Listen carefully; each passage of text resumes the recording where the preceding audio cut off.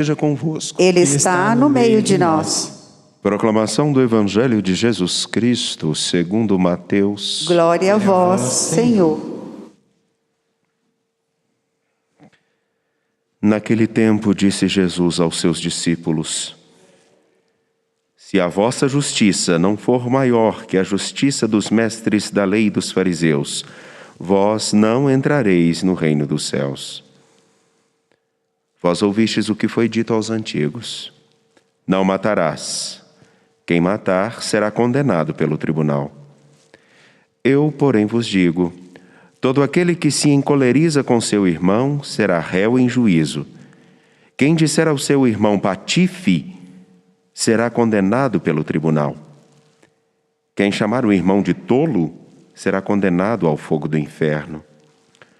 Portanto, quando tu estiveres levando a tua oferta para o altar e ali te lembrares que teu irmão tem alguma coisa contra ti, deixa a tua oferta ali diante do altar e vai primeiro reconciliar-te com teu irmão. Só então vai apresentar a tua oferta. Procura reconciliar-te com o teu adversário enquanto caminha contigo para o tribunal. Senão, o adversário te entregará ao juiz. O juiz te entregará ao oficial de justiça, e tu serás jogado na prisão. Em verdade eu te digo, dali não sairás, enquanto não pagares o último centavo. Palavra da salvação. Glória a vós, Senhor.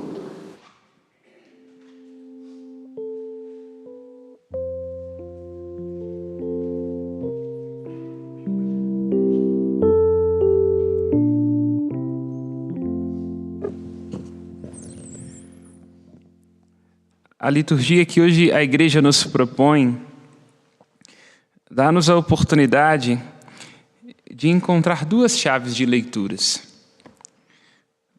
Insisto que sempre, para compreendermos o sentido das Sagradas Escrituras, é preciso estar atento às chaves.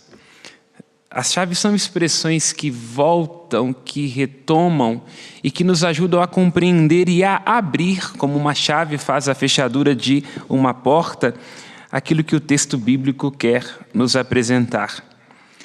A primeira das chaves é o reino. Compreender o que significa o reino no Antigo Testamento e como o reino floresce de um modo todo especial no Novo. É assim que o povo é chamado a ser no Antigo Testamento, um reino de sacerdotes, isto é, de pessoas feitas todas para Deus. E saber-se reino significa saber-se também governado e conduzido por um rei, o rei do povo, antes de tudo. O rei de Israel é o Senhor. Rei porque adquiriu o povo no Egito, retirando-o da sua escravidão. Rei porque deve conduzir, rei porque é ele quem ordena não só os passos do povo no meio do deserto, mas é porque a ordem deste rei é aquela que sustenta todas as coisas que existem. Este rei é chamado do Senhor dos Exércitos porque todas as coisas de alguma forma são obedientes a Deus.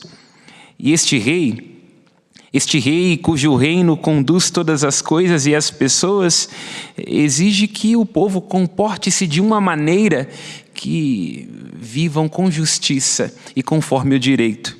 Aqui está a primeira das chaves de leitura para compreendermos a liturgia que hoje estamos celebrando.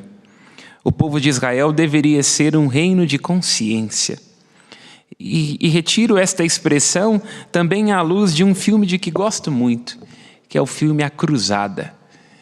Numa das cenas do filme, o jovem Belian, que era um cavaleiro, encontra-se com o rei de Jerusalém. O rei de Jerusalém, Balduíno IV, que era um rei leproso, morreu muito jovem. E aí, numa cena do filme, jogando xadrez, o rei se apresenta a Belian e diz assim: diante de Deus, você não vai poder dizer que foi forçado a fazer alguma coisa ou que a virtude não era conveniente em algum momento para justificar a sua ação. E por que é que esta cena deste filme nos ajuda a entender aquilo que estamos celebrando na liturgia de hoje? porque Elias, como profeta de Deus, era um homem deste reino de consciência e por isso sofre profundamente a perseguição da rainha Jezabel. Todo profeta no Antigo Testamento é chamado a, com sua palavra e com o seu testemunho, dar a conhecer aos reis e aos juízes quem é verdadeiramente o soberano sobre Israel. Porque os reis, os juízes, os procuradores deste mundo tendem a se imaginar como deuses e, portanto, esquecer-se da defesa daquilo que é justo, daquilo que é o direito.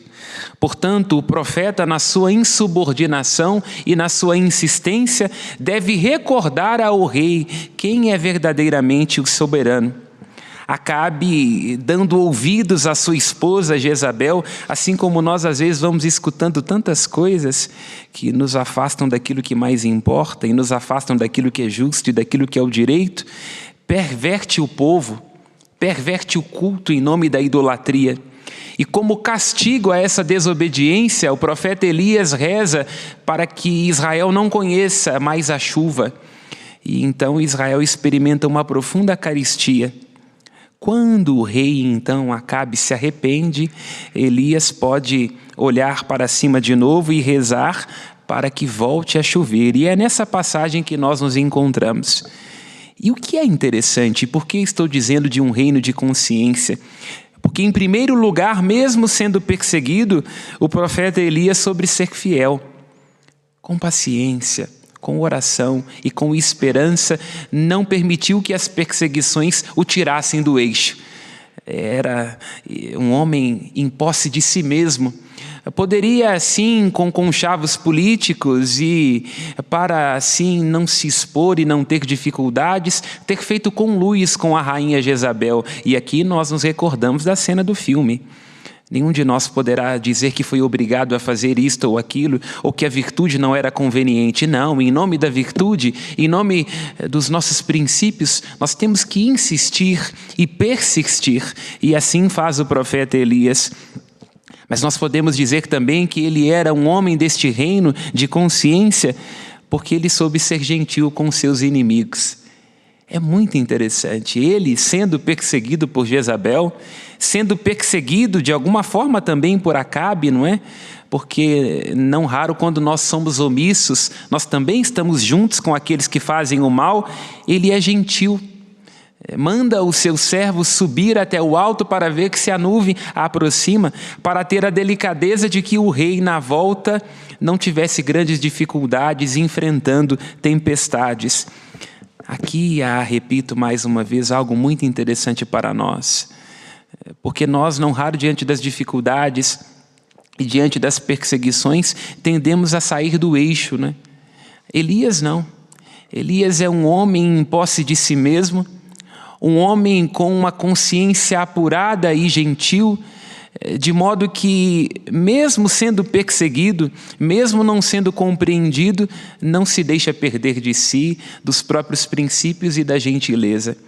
Era um homem em posse de si mesmo, um homem conforme o reino e o rei da consciência, um homem conforme a justiça e o direito. E aqui nós certamente nos lançamos no evangelho que nós escutamos. No evangelho que nós escutamos, para encontrar a segunda chave de leitura, que é aquela que Cristo dá quando ele introduz uma religião conforme a justiça. Cristo introduz um culto dos passos. Como assim um culto dos passos? Ele diz assim, olha, se você estiver indo apresentar uma oferta diante de Deus e aí se recordar que tem inimizades no seu coração, deixa a oferta no canto e vai reconciliar-se com seu irmão. E aí ele diz, se a vossa justiça não for superior à dos fariseus e à dos mestres da lei, vós não entrareis no reino dos céus. Cristo introduz aqui neste culto dos passos, quer dizer, nesta relação com Deus, que é uma relação não de fórmulas, não de ritos, não de aparências, mas de sinceridade, aquilo que é o núcleo da nossa fé cristã. E que, inclusive, é uma coisa que faz muito bem a nós saber. Nós não devemos agir bem por conta das aparências. Nós não devemos fazer aquilo que é bom simplesmente porque temos uma obrigação legal ou porque temos que aparecer para este ou para aquele, né? Lembrando-nos daquilo que diz um dos pensadores, né? A virtude às vezes não iria tão longe se a vaidade não acompanhasse. Às vezes nós agimos bem por vaidade, né? Para parecermos bons para este ou para aquele, mas Cristo diz não, a vossa justiça, isso é, ajudando-nos a fazer entender este tema tão caro do Evangelho de Mateus, a justiça como sendo um comportamento, como uma atitude interior que nos faz perceber que todos nós somos irmãos e a nossa fraternidade se tece pelo fato de que todos somos filhos de Deus. Uma justiça que se traduz em gestos muito concretos, de reconhecimento uns dos outros, da fragilidade que todos nós temos e dessa não podemos escapar. Aí está o reino manifesto do Antigo Testamento, o reino de consciência. Aí está a verdadeira religião que agrada a Deus, que não é externa, que não é simplesmente de um entusiasmo, mas é uma religião que nos convence profundamente a partir de dentro, lá neste lugar dentro de nós. Lembrando daquilo que diz a Gaudium et Spes, neste sacrário que eu e você trazemos no nosso peito, onde nós estamos a sós com Deus. É neste lugar que se dá a verdadeira religião. E quero ainda aprofundar, falando deste reino de consciência, quero ainda aprofundar, falando desta religião, ou deste culto dos passos, no Evangelho que nós acabamos de escutar. Porque Cristo fala de alguma coisa que é muito comum na vida de todos nós, né? O desafio de ter que perdoar ou de nos reconciliar com quem nos ofendeu. Para sermos capazes de perdoar alguém, meus irmãos e minhas irmãs, antes de tudo, é preciso nos reconciliarmos com os inimigos internos. O ressentimento, na maior parte das vezes, e eu diria, nunca tem a ver com os outros, né? Trata-se, antes de tudo, da capacidade que a gente tem e para nos libertarmos de um ressentimento, de deixarmos de negar os avessos que nós todos trazemos dentro de nós e que tendemos a não aceitar. O que Cristo está ajudando a entender neste Evangelho é justamente sobre isso. O perdão, e para ser capaz de perdoar, nós temos que estar reconciliados com aquilo que está dividido dentro de nós. Porque não raro aquilo que o outro fez e que nos insultou, nos vira do avesso porque nós somos desconhecidos a nós mesmos, não é? Porque se nós nos reconhecemos, sabemos dos nossos limites e das nossas verdades, repito, aquilo que o outro está dizendo não nos tira do eixo. Assim aconteceu com o profeta Elias, que não se perdeu de si mesmo e não foi sequestrado de si a partir das insubordinações e da perseguição de Acabe e, sobretudo, de sua esposa, a rainha Jezabel. E assim também é o convite de Cristo no Evangelho que nós acabamos de escutar. Para perdoar é preciso perceber o outro nas suas falhas como uma outra face de nós mesmos, né? Nós também, não raro, somos calo no sapato uns dos outros. Aí vai dizer o apóstolo Paulo na carta aos Romanos, capítulo 13, versículo 8, que nós somos devedores uns dos outros. Como assim devedores uns dos outros? Sim, somos devedores uns dos outros porque todos falhamos, todos temos limitações, todos temos dias em que acordamos com a avó atrás do toco. Por isso vai dizer o apóstolo Paulo na carta aos Romanos, capítulo 3, o amor é a dívida permanente do coração humano. Porque lá onde nós não enxergamos aquilo que devemos, imagine alguém que vem a este santuário e não enxerga que tem dívidas para com ele, só enxerga as reivindicações, não é meu, pertence a mim, meus pais fizeram, está no meu município. Alguém que fica em condição de reivindicações nunca se pergunta sobre aquilo que pode doar e pode oferecer. Porque o amor tem a ver não com coisas que nós reivindicamos e com cobranças que nós fazemos, mas com uma pergunta terrível, porque nos convida sempre a um parto de nós, sobre aquilo que nós podemos oferecer, dar, dispor e participar. E esta é a grande dívida do nosso coração humano, que nós pagamos com relação ao santuário, mas que pagamos com relação às nossas relações, não é? Num casamento, às vezes, é preciso enxergar-se como devedor de gentileza, de respeito, de escuta, porque às vezes a gente está tão com pressa Está tão preocupado com as próprias coisas e com as próprias mesquinharias, vivendo de tantos egoísmos escoltados, que o outro não importa. E quando o outro deixa de importar, ele passa a ser um inimigo, a que nós temos que perseguir e acusar e dizer que nos impede, não é? E aí nos colocamos na mais confortável de todas as posições, da vítima. E aí nós podemos tecer um romance sobre a igreja, sobre os padres, sobre o nosso marido, nossa esposa, humilhados e ofendidos. Não, ele me deve, não me escuta, não me compreende, não abre a mão, não está me percebendo, quando nós temos que nos perguntar, não é? Será que nós não podemos ser ao mundo, à igreja e aos outros a solução que nós mesmos estamos reivindicando? Será que não ralo aquilo que, como uma projeção, nós vemos que falta no outro? Talvez não seja uma falta dentro de nós mesmos. Esta é a religião a que Cristo nos convida a comparecer. No caminho, perceber aquilo que falta em nós. No caminho, perceber sobre as nossas dívidas. E, sobretudo, não nos deixarmos sair do eixo quando alguém nos ofende. E quero terminar citando o mesmo apóstolo, porque todos nós em algum momento nos encontramos em circunstâncias de perseguição, né?